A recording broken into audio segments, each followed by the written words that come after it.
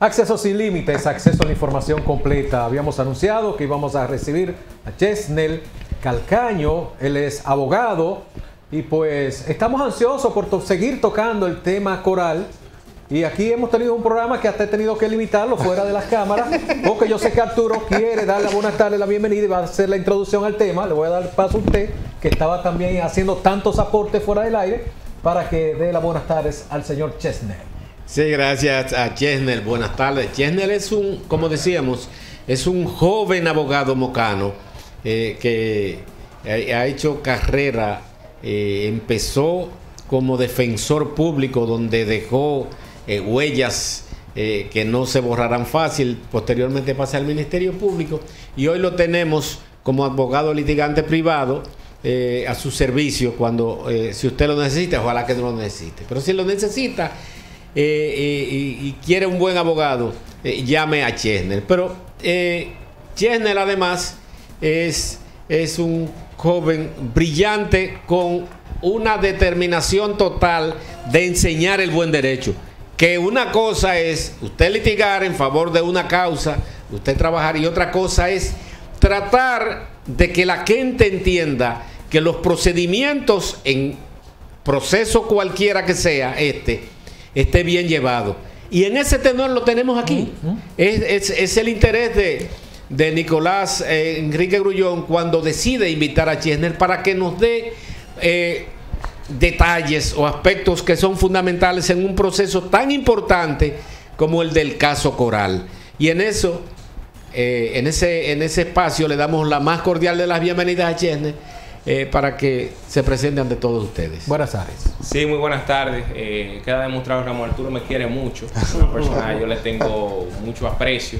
Y agradezco a Nicolás, a los muchachos, a invitarme en esta tarde.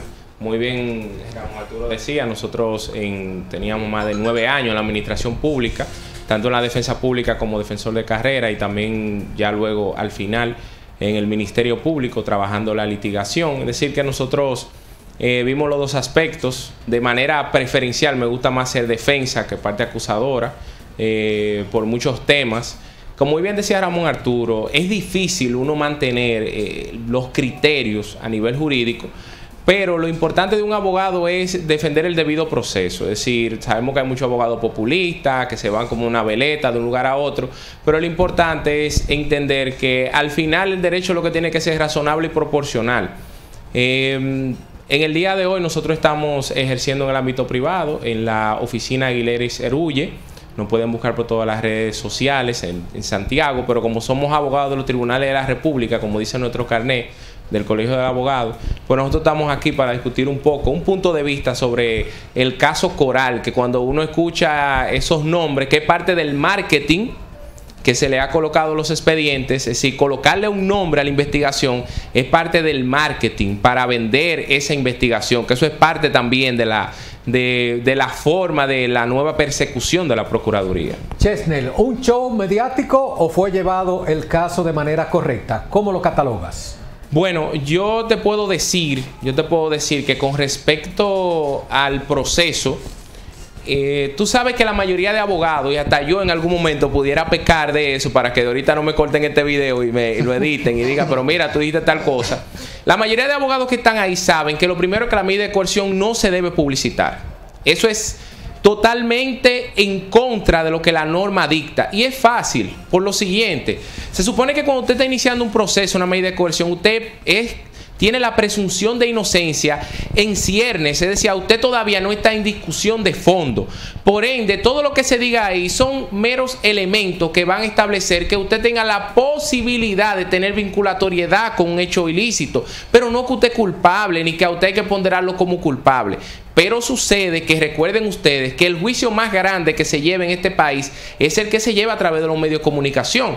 Entonces, cuando los abogados acceden en pos de un beneficio publicitario para ellos, si hay que decirlo así, aunque a algunos colegas quizá no les guste eso, pero es así.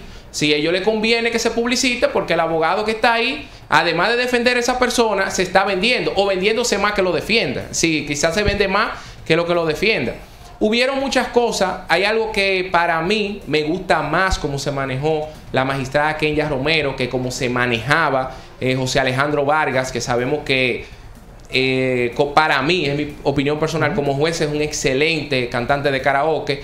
Y entiendo que la magistrada Kenya, te dan cuenta que ella tuvo el control completo de la audiencia. Ahí no hubo ni Ministerio Público ni abogado que quiso como salirse de control. Ella de una vez lo colocaba en control.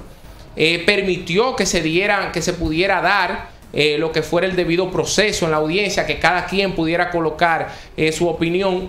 Yo personalmente, lo único que no me gustó, es una opinión personal, fue el hecho de que yo decía, ¿por qué la magistrada no le dio el aplazamiento al abogado Félix Porte? Señores, un expediente enorme, con muchas glosas. Entonces, si a nosotros día a día, con un expediente pequeño de un caso de bagatela, que es un caso quizá de menos de 20 páginas entre prueba y solicitud de medida de coerción, le dan un aplazamiento a 1, 2 o 3 días, ¿cómo va a ser que esto en un caso donde hay innúmeras pruebas digitales que ustedes saben que leer en computadora no es fácil, y más ir analizando las glosas, cómo ya no le dio ese aplazamiento? Es decir, tuvo el abogado que verse compelido a recusarla a ella, pero fue porque ella se obstinó en que ella quería que se conociera rápidamente la medida. Darling Guzmán. Buenas tardes, Chester. Una pregunta. ¿Tú entiendes, por ejemplo, en el caso que hemos visto, que a nivel internacional, cuando se está conociendo una medida de coerción, se hace en un lapso de no más de 30 minutos, 10, 15, 20 minutos? ¿Tú entiendes que estos son parte del sistema de nuestro país, que tú lo ves positivo o negativo? Bueno, yo te voy a decir algo con respecto a eso, algo que la mayoría de personas no se tienden a analizar. ¿Cuánto cuesta al Estado Dominicano que esa audiencia tarde todo ese tiempo? Porque la gente no lo analiza. El sueldo de ese juez, de los policías que están ahí, la seguridad que tiene que extenderse a deshoras de la tarde, más allá del horario laboral, el pago de esa secretaria, de esos ministerios públicos que están ahí, que pudieran estar dándole calor a otros procesos. Entonces, como muy bien tú dices, por ejemplo, en el derecho anglosajón se da lo que es una lectura de cargos. Se le establece de manera breve y sucinta cuáles son los elementos que pudieran establecer la vinculatoriedad. Pero en una medida de coerción lo que tiene que discutirse es la posibilidad o no de que la persona pueda evadirse del proceso, primero, según el artículo 229 del Código Procesal Penal, que pudiera evadir pruebas del proceso o que pudiera lacerar la integridad de la víctima en los casos en los cuales existe una víctima física, es decir, una víctima que pudiera ser lacerada. No como en estos casos la víctima es el Estado Dominicano, porque estamos hablando de casos de corrupción, lavado de activos y enriquecimiento ilícito. Entonces yo entiendo que se está desdoblando el conocimiento de una medida de coerción. Y eso pasa cuando el juez no ejerce un control de la policía de la audiencia. Porque el juez muy bien puede establecer, ya usted le notificaron, el imputado le notificó, al abogado se le notificó, ya usted vio. Cualquier cuestionamiento que usted tenga sobre un elemento de prueba, pues usted lo trae al debate. Si hay una violación al derecho fundamental, si hubo un arresto ilegal, eso es lo que debe debatirse ahí. Pero el ámbito de discusión se ha ido, que pasan unas audiencias que parecen unos juicios de fondo. Entonces realmente no es debido, eso no es lo que debe ser. Ni más ni menos. Sin duda alguna, gracias. Al parecer usted dice, ¿para qué es necesario el juicio de fondo? Ya se debatió todo, inclusive la extensión del testigo, del que será testigo a cargo, el mayor Girón, Oscar, ¿cómo es? Raúl Girón. Girón Jiménez. No, digo que deberá merecer, Girón, que deberá merecer el Casandra, según Cantante dicen en las año. redes ustedes pero mi pregunta es la siguiente y va en el mismo tenor que la de Darling. Partiendo de que todas las pruebas existentes que dice el Ministerio Público tener y de las cuales hizo exposición, inclusive el mayor Girón, que abundó respecto a esto, ¿por qué pedir 18 meses si ya tú tienes prácticamente todas las pruebas a cargo y a pesar de lo que plantea la defensa técnica y lo que pudimos ver, ya todo pudiera estar preparado para enfrentar un juicio de fondo a esta gente? ¿Por qué extenderlo a 18 meses? Encareciendo, como tú mismo señalas, el costo de estos juicios. Sí, mira, Ramón Arturo, es un análisis muy interesante porque tú haces una pregunta, pero tú mismo te la estás respondiendo en la pregunta que haces. Porque es que se supone, y ahí yo me voy, lamentablemente la gente dice, nosotros siempre tenemos complejo de Canagari de estar viendo a los norteamericanos, pero que debemos decir que en materia investigativa los norteamericanos son muy sucintos. Ya cuando el norteamericano te coloca en un proceso penal es porque tiene todos los elementos para vincular. Entonces, muy bien lo que tú dices, algo que uno se cuestiona. Tú quieres un proceso de tramitación compleja. ¿Y qué lleva un proceso de tramitación compleja? Que todos los plazos se extienden. Entonces, si ya tú tienes meses estructurando un proceso, ¿qué quita que tú no deposites directamente una solicitud de auto de apertura a juicio? Pero estamos en un país donde lamentablemente la gente entiende que sin preso no hay proceso.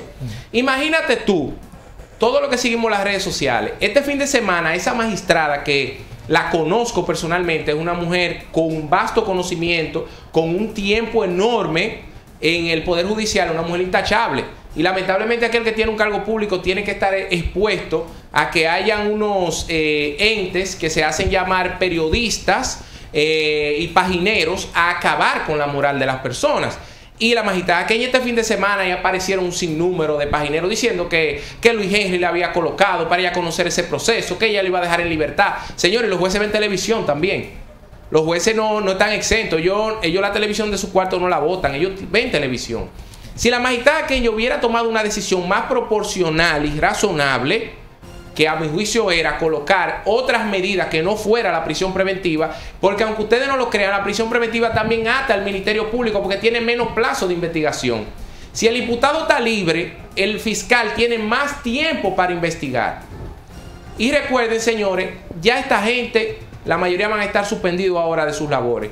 Ya ellos no tienen vinculatoriedad. Sus bienes todos están en manos del Ministerio Público. Cuentas, terrenos, vehículos. Entonces, ellos están despojados de todo, lo material, lo que yo entiendo que realmente el Estado debe enfocarse en quitarle lo material. Entonces, tenerlo a ellos en la calle, pues no dificulta con la continuación de un proceso. Ahora, imagínense ustedes el boom, quizá hoy el discurso fuera otro, si esa gente le dan otra medida de coerción. Hoy quizá estuvieran comiendo, la magistrada estuviera en inspectoría del Poder Judicial quizá. Y es lamentable eso, porque ustedes quizá hoy lo ven, bueno, eso es corrupto, eso que, bueno. Pero y mañana si eres tú que te ves con la ligereza de un proceso penal y tú no encuentras un juez que te escriba, un juez que está lleno de miedo y que toma la decisión en base a lo que pueda pensar la gente. Entonces tú pudieras ver hoy que tú te ríes, te sonríes de que con este fueron desproporcional. Y yo digo que desproporcional. Le voy a decir por qué. Estamos hablando de un mayor general. No por ser mayor general es que tienen que tener de alguna manera una distinción con él. Pero él tiene arraigos. Él tiene arraigos. El problema es que fue establecido por la jueza. Claro que sí, ella lo dijo. Lo que pasa es que ella dice que a nivel del tipo penal que ella lo vio como graves, los arraigos no son suficientes. Eso es posible también. Que me gustó la razonabilidad como ella dictó su decisión. Pero ahora mismo va a llegar un momento, recuerden ver en las revisiones, cuando pasen los 8 meses tiene el Ministerio Público para depositar acusación. Y aunque ese expediente se vea amplio, recuerde que estamos hablando de instituciones públicas. Y yo me pregunto, en 8 meses la Cámara de Cuentas le va a poder hacer una auditoría a esas instituciones donde se dice que se desviaron fondos, con una Cámara de Cuentas nueva, que no ha dicho nada y tiene más de un mes ahí, que tiene muchísima auditoría solicitada de todos los ayuntamientos.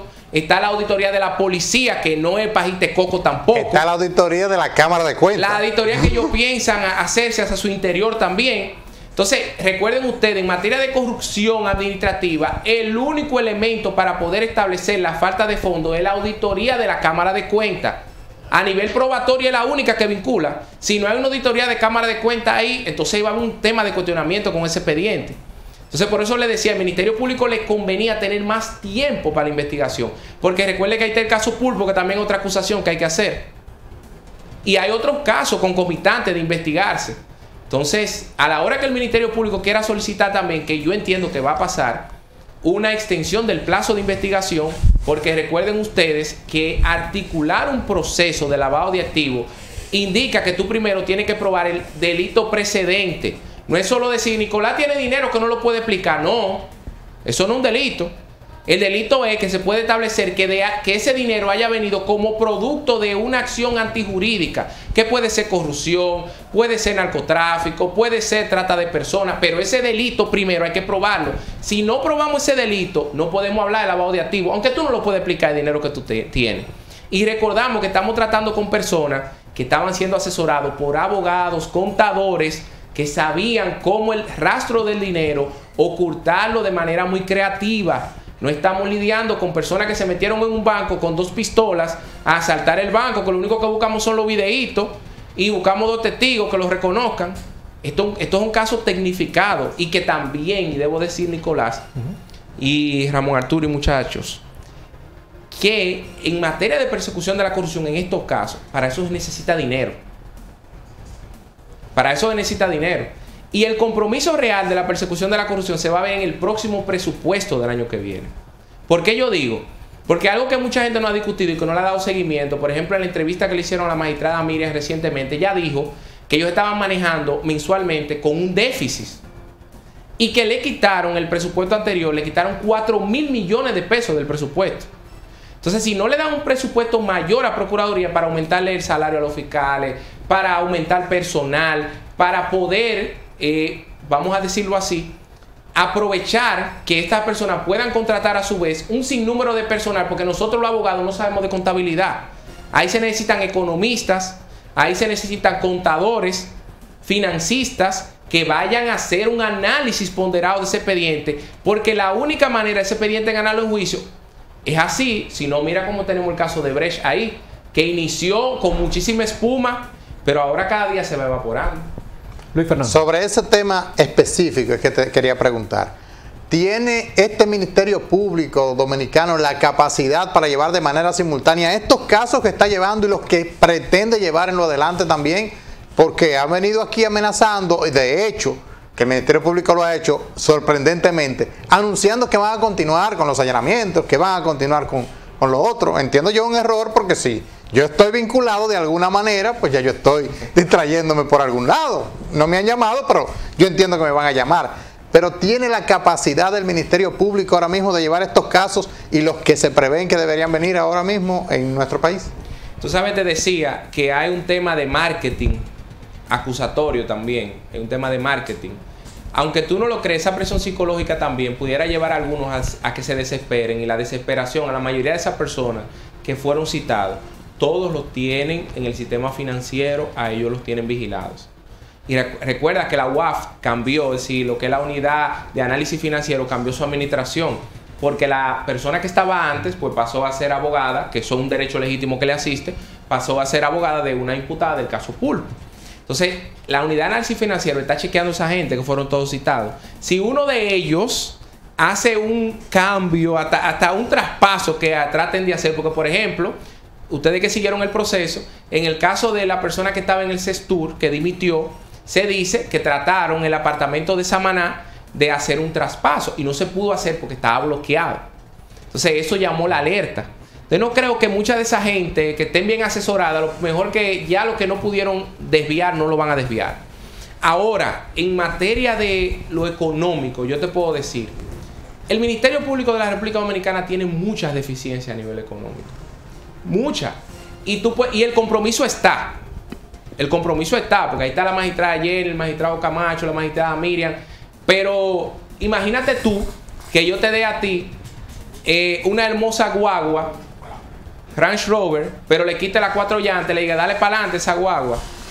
Ahí está un poquito difícil. Te decía, en el presupuesto anterior le quitaron 4.000 millones. ¿Y tú sabes qué es lo que más se come el presupuesto de la Procuraduría? Son las cárceles. Que, señores, mantener los presos, que por eso que nosotros no podemos estar cada día aquí. No, que lo queremos presos, que, señores, mantener tanta gente presa en una cárcel, eso es costosísimo. ¿Y por qué no se busca hacer la productiva? Porque los presos pueden trabajar y hacer la producción de eso, como lo hacen en países desarrollados. Mira qué pasa con eso. Tú sabes que es un tema de derechos fundamentales. Antes, en el Código Penal, existía lo que se llamaban trabajos públicos. No sé si ustedes recuerdan eso, trabajo 30 público. años de trabajo público. Exactamente. La era así antes de reclusión menor y reclusión mayor eran trabajos públicos. Entonces, antes, como usted veía en las películas de los años 30, los presos lo ponían a picar piedra para las carreteras y todo eso. Pero ya eso no es posible ahora. En los centros de corrección y rehabilitación sí lo ponen a hacer algunas tareas. Pero, señores, hay que decirlo, los centros de corrección también están con muchas limitaciones porque es que el presupuesto no da.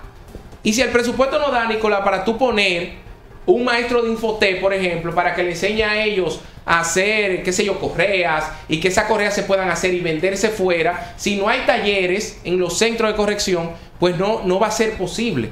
Entonces, también para eso se necesita dinero. Por eso yo soy de lo que entiendo que la administración de las cárceles debe crearse una institución que sea fuera del Ministerio Público. Porque el Ministerio Público, recordamos, que forma parte de la Procuraduría. Y la Procuraduría, entonces, tiene otra institución que se llama Nuevo Modelo de Gestión Penitenciaria. Y, por otro lado, está las cárceles viejas. Nosotros le llamamos el viejo modelo. Y eso también son direcciones distintas. Entonces, ese es el problema del Ministerio Público, que la mayoría del presupuesto del Ministerio Público, señores, se lo comen las cárceles. Y mantener un preso con vigilancia, mantener un preso con las 3 comidas al día, la energía que llevan los centros de corrección, fíjense que la Nueva Victoria todavía no se ha podido poner en funcionamiento.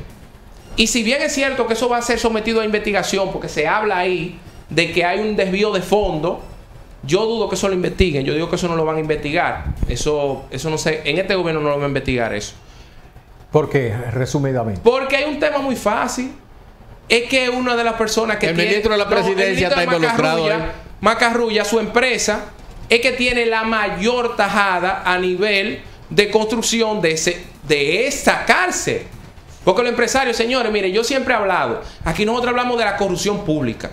Y hablamos de los funcionarios, pero la mayor corrupción de este país es la corrupción privada, de los empresarios privados. La corrupción pública existe porque existen empresarios que quieren sobornar a los funcionarios para que estos a su vez le den beneficios de licitación. Mira el caso de Brecht. Todos los consorciados, ninguno fueron investigados. Yo me pregunto, si Nicolás y yo estamos dentro de un consorcio, ¿cómo es que yo le doy dinero a un funcionario para que me facilite una obra? Y Nicolás, que es consorciado mío, que va a obtener 1% de la obra y del beneficio, Nicolás no sabe de eso. Es lógico. Entonces es un tema ahí, por eso decía eso de las cárceles. La Nueva Victoria todavía, señores, no se ha puesto en funcionamiento. Y ustedes vieron lo que pasó en La Romana, en el cuartel de La Romana, en el Palacio de Justicia. Unas personas calcinadas ahí. Porque en este país están sobrepobladas las cárceles. Ya las cárceles del Nuevo Modelo, o los centros de corrección y rehabilitación, que nada más quedan los nombres, ya están en sobrepoblación. Y si usted tiene demasiadas personas ahí, usted no va a poder lograr lo que la Constitución manda. Porque no es que se pudran ahí, y disculpen el término, es que se rehabiliten. Porque si nosotros lo metemos ahí y lo ponemos en un proceso donde le violamos todos los derechos, y después entonces cuando salga de ahí, ¿qué vamos a sacar? Un ser humano que tiene odio en contra de la sociedad. ¿Y qué va a hacer? A seguir delinquiendo. Chesnel, quiero hacer una inquietud, o tengo una inquietud, porque hablamos y ya hemos visto que la medida de coerción habla de 18 meses de coerción para los hombres en Najayo hombres, a la pastora Najayo mujeres. Pero usted dijo que a los 8 meses tiene que presentar la acusación. ¿Por qué hay diferencia de tiempo? 8 meses para presentar la acusación cuando se ha dado 18 meses y la gente entiende y presume que son 18 meses para presentar entonces la acusación como tal. No, mira, tenemos que diferenciar. En la medida de coerción se conocen 2 cosas, aunque se hace de manera muy rápida. En esta se conocieron 3 cosas. El plazo de investigación, que es una cosa, el plazo de investigación que se abre ahí se abre limitativo, porque el fiscal puede investigar sin presentar medida de coerción y durar años investigando. Por eso digo que a veces el fiscal con la medida de coerción presenta una medida, lo que hace es que se ata a un plazo. Se conoce el tiempo de duración de la medida de coerción y en este caso la solicitud de complejidad. Date cuenta que en un proceso normal, ante una persona que le dan prisión preventiva, el plazo de investigación es 3 meses. Como este caso se declaró complejo porque tiene muchos documentos, muchos imputados, tiene un sinnúmero de elementos que lo hacen complejo, es decir, que es más difícil investigar. Entonces el plazo de investigación es hasta 8 meses. Luego de esos 8 meses, el Ministerio Público puede solicitar, días antes de que termine los 8 meses, que el juez le otorgue una prórroga de 4 meses. Es decir, en un caso de tramitación compleja, el Ministerio Público puede durar hasta 1 año, sabiendo que, Nicolás, el plazo extra, el juez lo tiene que ponderar. Y eso no quita que el juez le pueda variar la medida, que eso es peligroso a veces, solicitar una extensión del plazo de investigación. Lo de los 18 meses de la medida de coerción, a mi juicio es un eufemismo. ¿Por qué es un eufemismo? Por lo que él mismo dijo José Alejandro Vargas, que es lo único que he estado de acuerdo con él, el caso del pulpo. Usted recuerda que el caso antipulpo, él dijo, yo no voy a dar 12 meses, porque como quiera, cada 3 meses hay que renovarle la medida de coerción. Y eso lo manda el Código Procesal Penal. Es decir, fíjense que le dieron 18 meses de prisión preventiva, pero en 3 meses ya le fijó la revisión obligatoria. Es decir, que cada 3 meses se vence la medida. cada 3 meses hay que revisarla de nuevo para renovarla. Pero el plazo de ¿Y habrá algún presupuesto diferente dentro de 3 meses? ¿No se supone que es a favor del Ministerio Público o puede favorecer al imputado? No, eso sería a favor del imputado. La revisión de la medida en este caso sería a favor del imputado porque los imputados están bajo prisión. En este caso ellos fueron sometidos a prisión. Entonces habría ya que ver eso de esa parte. Algo que yo quiero acotar también, algo que decía Ramón Arturo, utilizaba el término con uno de los coimputados, el término de testigo. Ese coimputado no es testigo. Va a pasar a ser testigo en un momento si el Ministerio Público, en conformidad con lo que establece el artículo 369 de declaración de tramitación compleja, como pasó en el caso de Meli Peguero, que todos recordamos que a un mocano de aquí lo utilizaron como testigo, le dieron un criterio de oportunidad. Puede pasar que ahora él le den un criterio de oportunidad, le hagan hasta una escucha, una anticipación probatoria, que yo digo que es lo que el Ministerio Público debe hacer. Porque ese señor se metió, vamos a utilizar ese término, con un establishment militar. Y recordamos, señores, que en los Wikileaks, Leonel Fernández fue creo que era Hans Herter, que era el embajador norteamericano en ese momento, creo, si mal no recuerdo. Y en esos que son oficios o telegramas que se mandan en las embajadas, decía que Leonel fue, en el año 2008 y siguiente, a quejarse ante la embajada, que si bien es cierto había unos militares corruptos, él tenía miedo de ponerle la mano porque esa gente le habían dicho que estaban en la posibilidad hasta de derrocarlo del gobierno. O sea, ustedes recuerdan eso. Entonces, ese militar, a mi juicio, tiene su día contado, que el Ministerio Público lo que debiera hacer una escucha anticipada de testigo para que él declare ante un juez y pase lo que le pase, o él se arrepienta mañana, haya una declaración por escrito que pueda ser incorporada por su lectura en juicio. Si el Ministerio Público quiere asegurar ese testigo, eso es lo que yo entiendo que debe hacer. Y sin duda alguna, él con estas declaraciones, recordemos que hasta un subjefe de la policía activo, el jefe del sector activo, el subjefe del sector activo, lo acusó de cualquier cosa que le pudiera pasar a él y a su familia. Inclusive hablaba, le dijo, señor magistrada, mientras usted y yo hablamos aquí, esto que estamos debatiendo aquí se está dando en todas las instituciones castrenses.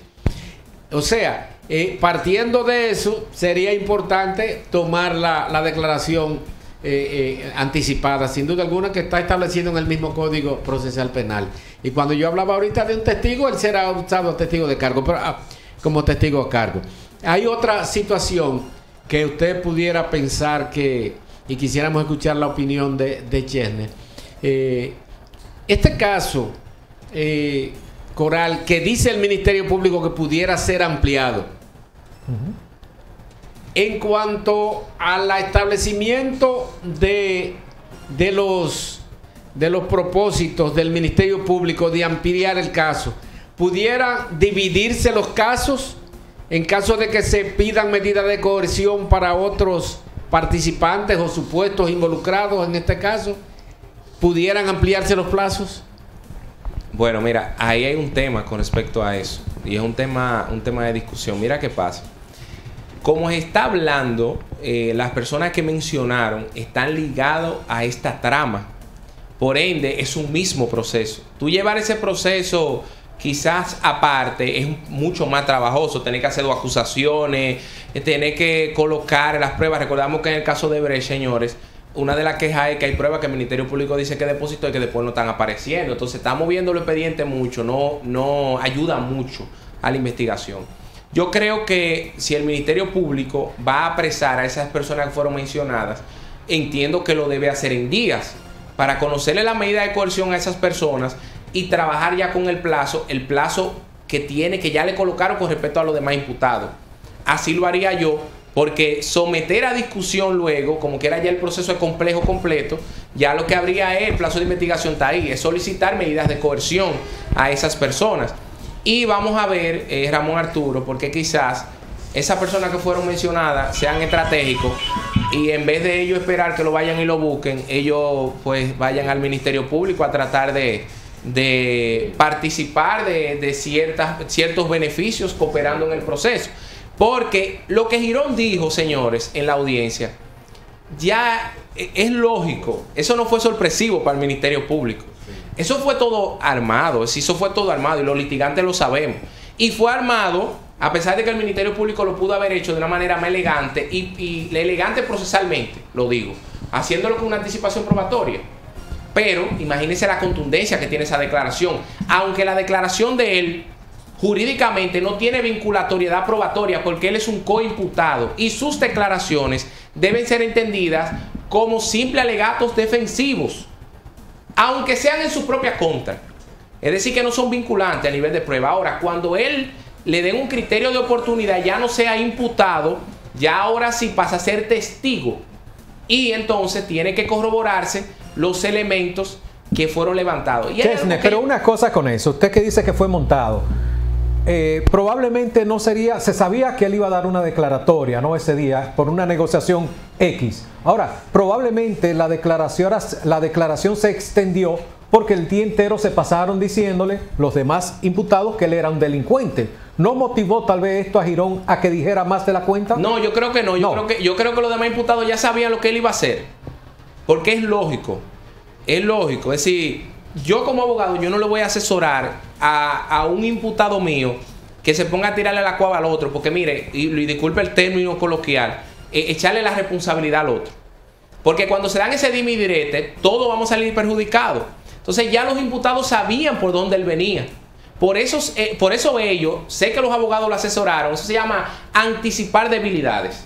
Como tú, para tú quitarle credibilidad a la declaración que viene en un momento, ¿qué es lo que te empieza? A socavarle la moralidad a él para que entonces el juez a la hora de que él hable, entienda, no, él va a decir esto por esto. Pero yo sabía lo que venía, por eso te digo que el Ministerio Público también sabía las informaciones que él sabe.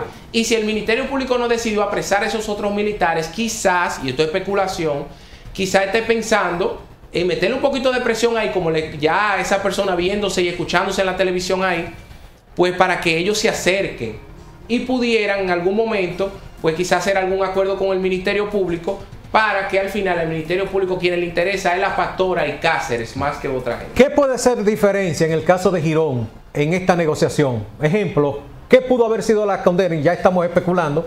¿Y cuál será posiblemente la condena ante esta declaratoria de Girón? No, es que mira qué pasa. Vuelvo y te digo, para que sea vinculante ese testimonio, se tiene que dar un criterio de oportunidad. Y uno de los elementos del criterio de oportunidad es como así mismo le dice, un criterio de oportunidad. Tú no vas a ser procesado penalmente. Es decir, que de libertad total. Absuelto, exacto. Totalmente. Absuelto. Ahora vamos a ver bajo cuáles condiciones se va a dar. Vamos a ver bajo qué condiciones, Ramón Arturo, esa es la pregunta, se va a dar ese criterio de oportunidad. Sí. Si él va a renunciar a algunos de los bienes que él tiene, que para el Ministerio Público fueron obtenidos de manera ilícita. Que él lo admitió. Exacto. Y decía que la declaración completa él estaba de acuerdo. Exacto, hay que ver esa parte, qué va a hacer la negociación, en qué le va a ofrecer el Ministerio Público a él. Para que él entonces, que yo sé que ya debe haber un acuerdo previo, ¿no? El criterio de oportunidad es ilimitado, es decir, ante cualquier delito se puede otorgar el criterio de oportunidad. Es una pregunta. Y la segunda, el procedimiento que se está llevando, porque según tengo entendido, hasta el día de hoy no había sido procesado un militar de tan alto rango como ha sido Cáceres, un general activo en el momento. Sí, activo, porque antes recuerda que sí, han sido perseguidos militares que ya no están en actividad por actos de tortura y barbarie y un sinnúmero de correcto. Este procedimiento está correcto, lo que le están haciendo con ellos, con enviarlo a la prisión ordinaria, a esos militares que son activos de alto rango en este momento, y sobre el criterio de oportunidad. Mira, yo creo que, y te voy a decir sobre el criterio de oportunidad para iniciar. Mira, no para todo tipo de delito. Pero ¿qué sucede? Que en caso de tramitación compleja, ese criterio de oportunidad tiene que ser homologado por el juez. Que en los casos normales no. Tiene que ser, eso se manda ante el juez para que el juez así lo haga. Y ustedes, vuelvo y le digo, el caso Emily, que todos recordamos, esa persona le dio el criterio de oportunidad y fue así mismo, se discutió ante el juez, él dio su declaración, como establece el artículo 287, del anticipo de prueba. Él declara, y eso es lo bueno de eso, de la declaración del anticipo de prueba, que él se muera, viva o lo que sea, eso está en documento, eso se incorpora como si él estando ya muerto, él estuviera hablando de nuevo. Eso tiene vinculatoriedad igualito como si él lo estuviera diciendo ahí, pero mucho mejor, porque ya fue ante un juez, ya pasó la contradicción, ya no lo pueden cuestionar y está ahí para incorporarse. Entonces, ¿qué pasa? ¿Cuál es el tema de él? que él hizo una participación accesoria. Es decir, él no es un autor principal. Si nos vamos realmente a la teoría del delito, él fue un instrumento utilizado, porque eso es lo que se llama en teoría del delito estructuras de poder. Recuerda que él decía, y decía el mayor general Cáceres, cuando yo hablo, un guardia sabe lo que tiene que hacer. Sí, porque en la guardia, recuerde que eso no es como la policía, no viéndolo de manera despectiva, señores, pero hay más disciplina en la guardia. Y cuando un guardia habla, como el mismo mayor Girón decía, cuando yo en el 25 allá, va a entrar un mayor a la puerta, ya allá atrás saben que un mayor, imagínense que ven a entrar un mayor general. Entonces, eso es un tema. En este caso, como Girón tiene una participación accesoria de que llevaba dinero, que era que maquillaba, que desapareció todo en Sestur. Eso también es un tema, discusión. ¿Qué es lo que va a auditar en la Cámara de Cuentas? Porque él dijo que ahí, en Sestur, no hay nada. Entonces hay un problema de cadena de custodia con lo que se llevó de Sestur, que está en un CPU personal. Y yo me pregunto, y lo dejo ahí en el aire, ¿puede la Cámara de Cuentas auditar esos CPU que fueron movidos de la institución? Porque en la institución no hay nada, él lo dijo, la institución está limpia. Usted no va a encontrar nada ahí. O sea, En las nubes personales. Hay un problema de cadena de custodia. Va a ser una discusión de legalidad eso. Y usted lo estoy anticipando hoy. En años lo van a ver. Y esa hay una discusión. cosa, Chesner, discúlpame. Las declaraciones de Girón fueron en un discurso. Hay que ver las declaraciones de Girón en un contrainterrogatorio de la defensa técnica. Claro que sí. A Porque, ver, porque eso es lo bueno de cuando tú, digo yo lo bueno. Cuando él está declarando al imputado, el imputado es si quiere que responde preguntas. Si quiere, y como quiera, aunque lo coloquen en el contradictorio, se supone que es su declaración de defensa, señores, su defensa material. Mire, con respecto al asunto de los militares, recordamos todos que en el año 2000, 2004, que hubieron muchos escándalos con militares, y después posterior, que las Fuerzas Armadas, señores, las Fuerzas Armadas son muy celosos con sus hombres. Y más cuando se trata de un oficial de alto rango. ¿Por qué? Porque ellos que están ahí se ven en el espejo de esa persona. ¿Y qué hacen ellos? Que ellos tienen, y realmente allá mismo tienen unas cárceles para los oficiales. Pero ¿qué sucede? Ya los tribunales militares no existen. Ya la justicia militar no existe. Ya lo que existe es justicia ordinaria para todo el mundo. Entonces, él debe ir a una cárcel normal, a un centro normal. ¿Qué es lo único que tiene? La única diferencia y el privilegio que hay que darle a él, que por él ser mayor general y haber sido un funcionario, y este ser un caso peligroso, hay que darle más seguridad. Y a él seguro lo van a colocar en máxima seguridad. Porque ese imputado no le puede pasar nada en manos del Ministerio Público. Si ese imputado no le puede pasar ni un rasguño.